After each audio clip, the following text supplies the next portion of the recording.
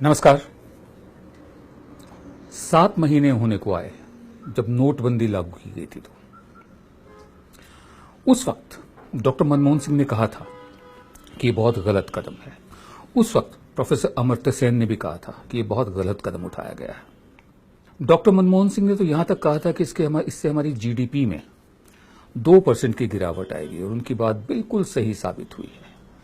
जो अर्थव्यवस्था अच्छी चल रही थी और टेक ऑफ कर सकते थे हम, उस वक्त उस चलती अर्थव्यवस्था को रोक दिया गया। 86% कैश बाहर निकाल दिया गया, ये कहकर कि ब्लैक मनी हमें खत्म करनी है, या ये कहकर कि हमें जो आतंकवाद है उनकी फंडिंग खत्म करनी है, या ये कहकर कि हमें कैशलेस सोसाइटी बनना है, या ये कहकर कि हमें लेस कैश सोसाइटी बनना है। तरह तरह के गोल पोस्ट शिफ्ट किए गए, नए नए नियम बनाए गए, और वही हुआ है। 2% जीडीपी कम हो गया। भारत सरकार की फिगर्स आई हैं, 6.1% हो गया है। अच्छी भली चलती गाड़ी के टायर में गोली मारने का काम हमारे प्रधान सेवक और उनकी सरकार ने किया है। पहले सुनते हैं डॉक्टर मनमोहन सिंह ने कहा क्या था। My own feeling is that the national income, that is the GDP of the country, can decline by about 2 percentage points as a result of what has been done. The way the scheme has been implemented, it's a monumental management failure, and in fact, it is a case of organized loot and legalized plunder. उसके बाद हमारे प्रधान सेवक जो है वो दहाड़ भी लेते हैं, भाषण भी दे देते हैं, रो भी सकते हैं, लाल लाल आंखें भी दिखा सकते हैं, लव लेटर लिखना बंद भी कर सकते हैं। उस वक्त वो एक याचक की मुद्रा में आ गए, हाथ जोड़कर कुछ मांगने वाले की मुद्रा में आ गए। बोले सिर्फ मुझे 50 दिन दे दो। भाइयों बहनों, मैंने सिर्फ देश से 50 दिन मांगे हैं, 50 दिन। 30 दिसंबर तक मुझे मौका दीजिए मेरे भाइयों बहनों।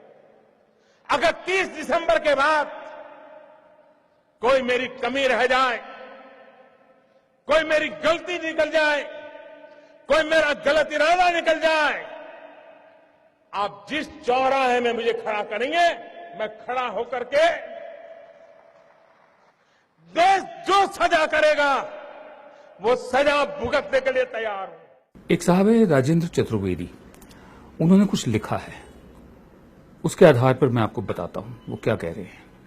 उनका कहना है, वित्त मंत्री श्री अरुण जेटली ने कहा विकास दर में गिरावट, जीडीपी में जो गिरावट आई है उसका कारण नोटबंदी नहीं है बल्कि ग्लोबल है उसका कारण। वैसे तो अरुण जेटली ने कांग्रेस को भी दोष दिया कि जो जीडीपी इस साल कम हुआ है उसकी जिम्मेदार भी कांग्रेस है। दरअसल ये लोग अभी भी विपक्ष में हैं और अभी भी चुनाव की रैली के मोड में हैं, सिर्फ बोलते रहते हैं कि क्या होगा, क्या हुआ है, हमने क्या कर दिखाया है, इस पर कोई चर्चा नहीं है। बहरहाल, बल्कि विकास दर का कारण विमुद्रीकरण नहीं है, नोटबंदी नहीं है, बल्कि ग्लोबल है। और फिर वे खिसियानी हंसी हंस पड़े और वे अपनी झेप मिटाने के लिए पाकिस्तान कश्मीर सेना की चर्चा में जुट गए। इससे इतना तो साफ है कि मंत्री जी को मालूम है कि अर्थव्यवस्था की कमर टूट चुकी है। अगर वो दोष मढ़ रहे हैं ग्लोबल वैश्विक जो कंडीशंस हैं, ग्लोबल कंडीशंस पर और दुनिया भर के माहौल पर, तो इतना तो वो मान रहे हैं ना कि हमारी अर्थव्यवस्था की कमर टूट चुकी है। नवंबर 2016 से पहले अर्थव्यवस्था की जो रफ्तार थी उसी लय में लाने के लिए कम से कम 3 साल का वक्त और लगेगा, ये मंत्री जी मान चुके हैं।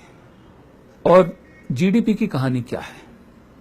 जिस रियल एस्टेट सेक्टर में बीते साल 6% की विकास दर थी, वो इस वर्ष घटकर 3.7% हो गई है। जिस मैन्युफैक्चरिंग सेक्टर की विकास दर 12.7% थी, वो 5.3% रह गई है। ये दोनों सेक्टर ऐसे हैं जिनका अर्थव्यवस्था पर सबसे ज्यादा असर पड़ता है। अगर मकान नहीं बन रहे हैं, बिल्डिंगें नहीं बन रही हैं, इमारतें नहीं बन रही हैं, तो इसका मतलब ये है कि जो कंस्ट्रक्शन मटेरियल होता है उसकी बिक्री भी नहीं हो रही है। ईंटें, सीमेंट, रेता, लोहे के सरिये, ये तमाम चीजें, इनकी भी बिक्री नहीं हो रही है। मैन्युफैक्चरिंग सेक्टर अगर बेहद कमजोर है, उसकी सेहत ठीक नहीं है, तो इसका मतलब ये है कि बाजार में घरेलू मांग जो है, डोमेस्टिक डिमांड जो होती है, वो भी बेहद कमजोर हो गई है। मतलब उसका असर व्यापार पर भी पड़ा है और व्यापारी जो कमाते थे वो नहीं कमा पा रहे हैं। रियल एस्टेट सेक्टर में कामगारों की सन 2011 में एसोचैम ने संख्या बताई थी कि वो 13 लाख लोग लगे हुए हैं रियल एस्टेट सेक्टर में ही। अगर इस संख्या को सभी माने तो क्योंकि ये सेक्टर बिल्कुल ठप हो गया है रियल एस्टेट का, तो मानना चाहिए कि 12 लाख लोग बेरोजगार हो गए हैं। इस आंकड़े में 1 लाख की कमी इसलिए कर दी है कि संभव है कि इतने लोग अधबनी इमारतों की तराई, सामानों की चौकीदारी आदि में अब भी लगे हों।